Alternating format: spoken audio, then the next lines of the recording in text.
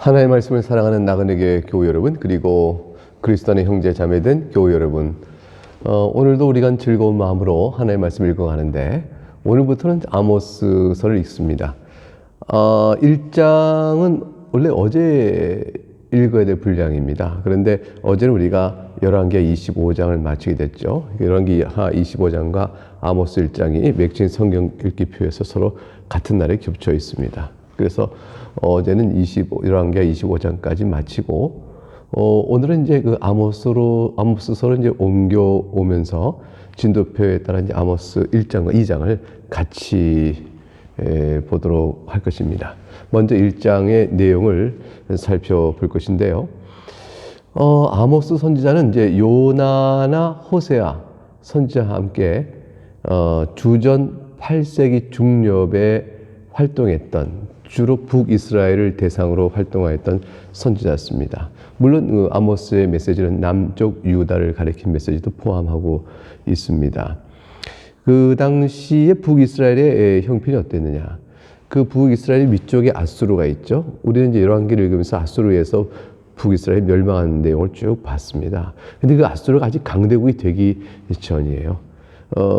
그런 상태였기 때문에 북이스라엘은 아수르부터 위협에서 조금 자유로웠고, 그 북이스라엘 위쪽에 아람, 그 위쪽에 아수르가 있었는데 아람의 세력이 좀 약해져 있었어요. 그래서 북이스라엘이 아람까지도 정복하고 딱 자기 세력에 두면서 그야말로 이제 정치적, 군사적, 경제적으로 굉장히 풍요로운 때를 누리고 있었습니다.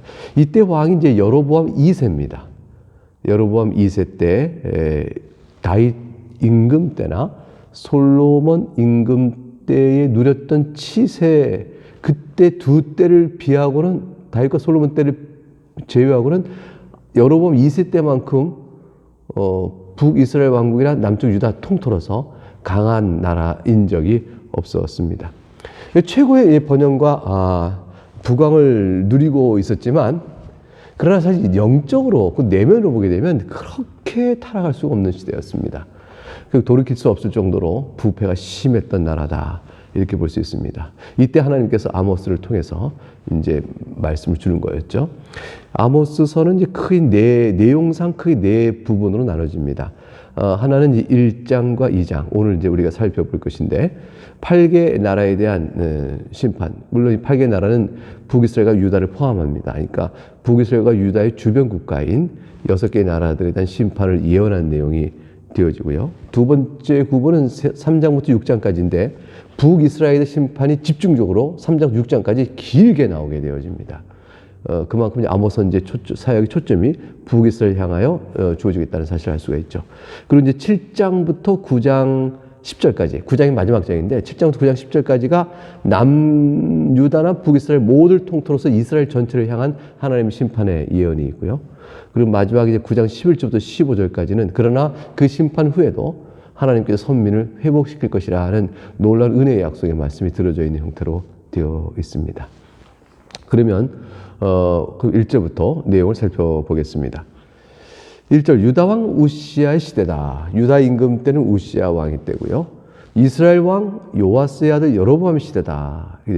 그렇게 이제 두 왕조가 나오는데, 지진전 2년에 지진이 크게 있었습니다. 아주 크게 있었던 그 지진이 너무나 기억되는 아주 큰 지진이었기 때문에 그 2년 전, 그때 기점으로 2년 전에 드고와 목자장 아모스가 이스라엘에 대하여 이상을 받은 말씀이라, 이렇게 되어 있습니다. 지진이 하나님의 심판으로 죄악에 떠나지 않은 북이스라엘을 향하여 또 남쪽 유다를 향하여 심판을 주신 것이라면, 그 2년 전에 아모스가 부름받아서 선지자 사역을 했을 때 결국 2년에 걸친 아모스의 선지자 사역에도 불구하고 끝내 돌이키지 않아서 지진의 큰 심판을 받았다는 사실이 여기에 암시되고 있는 것이죠. 2절에 그가 이르되, 아모스가 이르되, 여호와께서 시온에서부터 부르짖으시고 예루살렘에서부터 소리를 내리시니 목자의 초장이 마르고 갈멜산의 꼭대기가 마르리로다. 이게 여호와께서 부르짖으시고 소리를 내신다는 것은 하나님께서 임박한 심판이 있을 것을 경고의 목소리로 크게 외치시는 것이죠. 시온과 예루살렘이니까 남쪽 유다를 다 포함하죠. 그리고 목자의 초장이 마르고 갈멜산의 꼭대기가 마른다. 이것은 뭐냐면 목자의 초장은 낮은 지대, 목축지고요.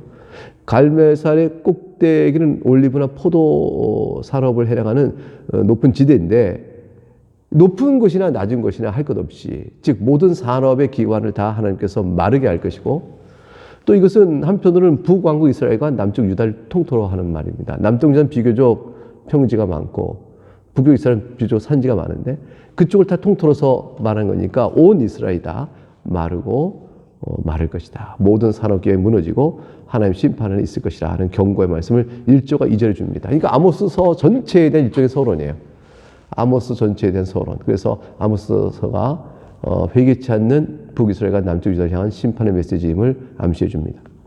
이제 3절부터 이어지는 전체 내용은 이제 북이스라엘과 남쪽 유다의 주변 국가들에 대한 심판을 예언합니다. 6개의 주변 국가를 심판을 예언하고 7번째 가서 남쪽 유다 그리고 북이스라엘에 대한 심판으로 전개가 되어집니다. 전체적으로 이제 전형 고정적인 어떤 그 모양 형태로 고정적인 그 형태로 말이 이루어집니다. 즉 여호와께서 이같이 말씀하시되 이렇게 나오고요. 그래서 자 그럼 3절부터 보겠어요. 다메섹의 서너 가지 죄로 말미암아 이렇게 하나님께서 말씀하시되 누구누구의 서너 가지 죄로 말미암아 이렇게 내가 그 벌을 돌이키지 아니하리니 이게 이제 전형적인 고정된 형태로 계속 이어져 반복돼 나오게 될 것입니다. 다메섹이라는 것은 이제 아람 나라의 수도죠. 그곳에 그 아람이 범한 죄, 그 몇 가지 죄를 내가 보고 벌을 두지 않겠다. 죄가 없는데 몇 가지 추려서 한다는 것이 아니고 대표적인 죄 몇 가지를 말씀하겠다는 뜻이죠. 근데 그 대개 이제 여러 가지 말씀 안 하세요. 큰 것 하나 두 개를 뽑으시는데 이는 그들이 철 타작기로 타작하듯 길앗을 압박했다. 이 길앗은 이제 아람이라는 나라의 남쪽에 있는 북이스라엘의 땅인데 그곳에 이제 우리가 아는 르우벤 지파, 므낫세 지파, 즉 이스라엘의 두 지파가 주로 거주했어요. 근데 아람이 그 땅을 자꾸 탐하면서 침범해 와가지고 철 타작기로 타작한다고 생각했어요. 그러면 그 철 타작기로 타작당한 사람 그것이 얼마나 그 고통스럽겠어요. 그냥 말할 수 없는 고통으로 이스라엘 쥐어짜고 착취하고 탈취해갔다. 이제 그 죄를 묻겠다 하는 것이죠. 하나님께서 언약 백성을 보호하시는 그 마음 안에서 그들을 향하여 고통을 줬던 아람의 죄를 묻는다. 이렇게 말씀하신 거죠. 어떤 형벌을 내리실까요? 4절. 내가 하사엘의 집에 불을 보내리니 베나닷의 궁궐을 살리리라. 당한 그대로 주시겠다는 거죠. 사실은 이 길앗이 철 타작기로 타작한다는 상황이 부드러운 탈취나 그런 게 아니고 사람들은 잡아갈 것이요. 양식은 뺏어갈 것이요.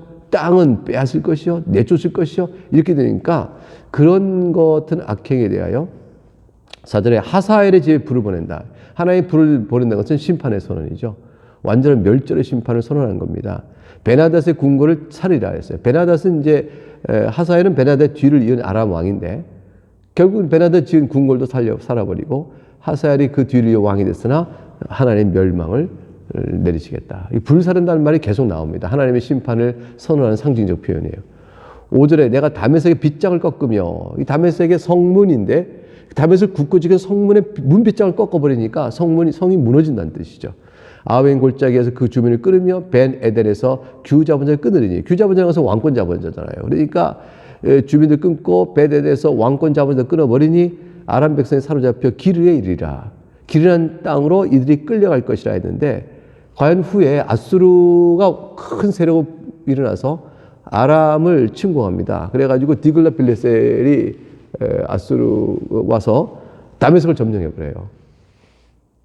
그래가지고 이 백성을 기르로 끌려갔다라는 이제 내용이 나타나는데 그걸 통해서 오늘 주신 이 말씀은 이제 성취가 되어집니다. 6절부터 이제 8절은 블레셋에 대한 심판의 예언입니다. 여호와께서 이와 같이 말씀하시되 가사의 서너 가지 죄로 말미암아 내가 그 벌을 돌이키지 아니하리니 고정적 형태의 표현이 나오죠. 가사라는 것은 블레셋 주요 도시 가운데 하나죠. 그런데 죄가 뭐였냐면 그들이 모든 사로잡은 자를 끌어 에돔에 넘겼다. 인신매매했다는 거죠. 그들이 모든 사로잡은 자는 포로 아니겠어요? 이 포로가 어디서 오겠어요? 이스라엘과의 싸움 속에서 이스라엘을 점령하고 땅을 빼앗고 그곳에 있는 사람을 탈취해 포로를 묶었으면 돌려주거나 살 수 있는 길을 열어줘야 되는데 에돔에 팔아넘겼다. 그러니까 노예로 갇힌 고초 속에서 인신매매, 하나님 아주 악하게 보는 인신매매를 행했다. 그것도 하나님의 언약 백성을 향하여 그렇게 했다. 하나님께서 그 악행을 벌하시겠다고 말씀하십니다.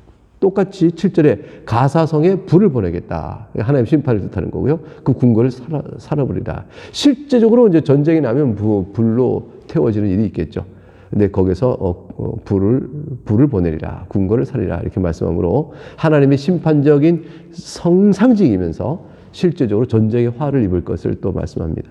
8절에 아스돗에서 그 주민들과 아스글론에서 귤을 잡은 자를 끊고 또 손을 들어 에그론을 치리니 블레셋에 남아있는 자가 멸망하리라. 주 여호와께서 말씀하셨느니라. 확실히 해줄 것임을 점을 딱 찍는 거죠. 방점을 딱 찍는 겁니다. 주 여호와께서 말씀하셨느니라.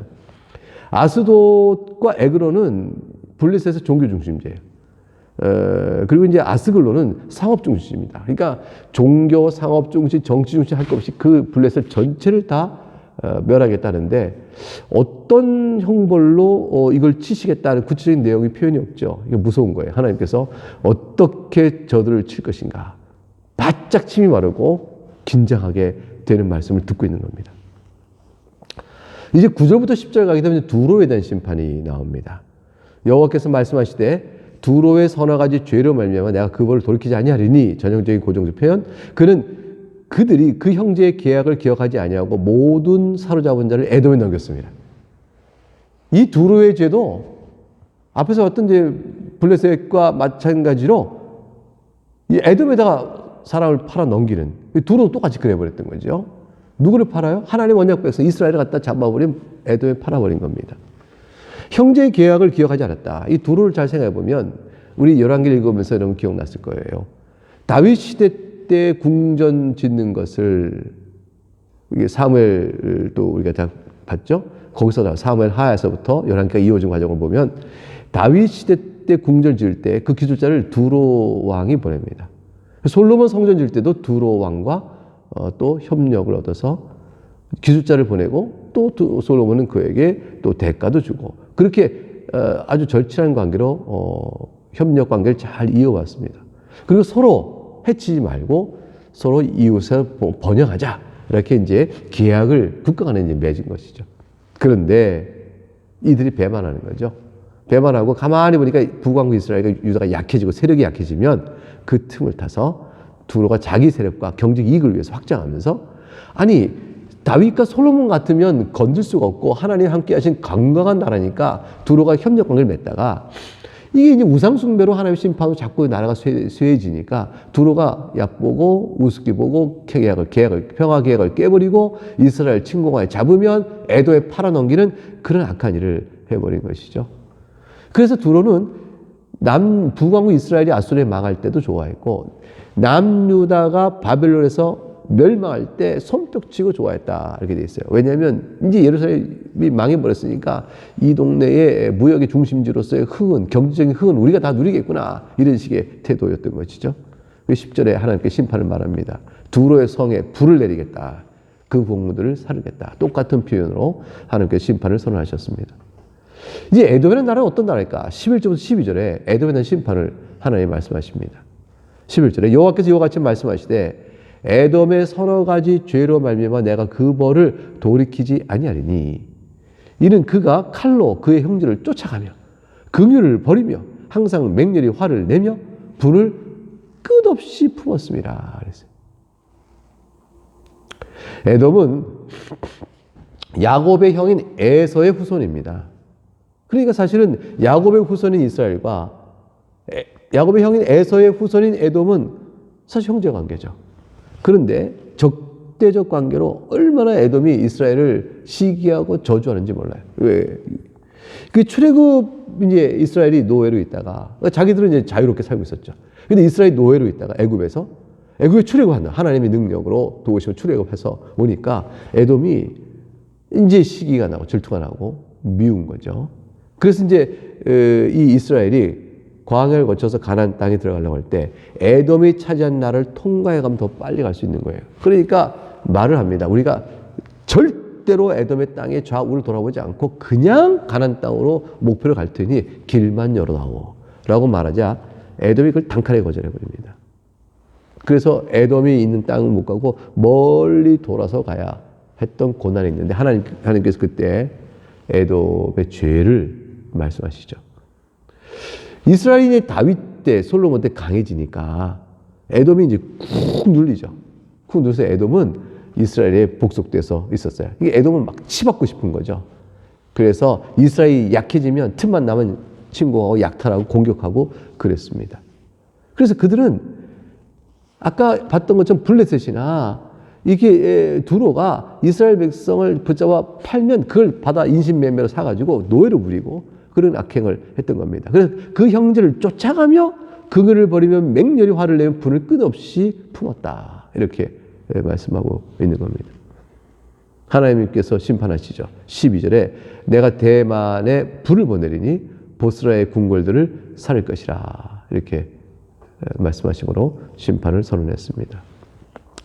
이제 암몬에 대한 심판이 13절 15절에 나옵니다. 여호와께서 이와 같이 말씀하시되 암몬 자손의 서너 가지 죄로 말미암아 내가 그 벌을 돌이키지 아니하리니 이는 그들이 자기 지경을 넓히고자 하여 길르앗의 아이벤 여인의 배를 갈랐습니다. 암몬은 아브라함의 조카 롯 아시죠?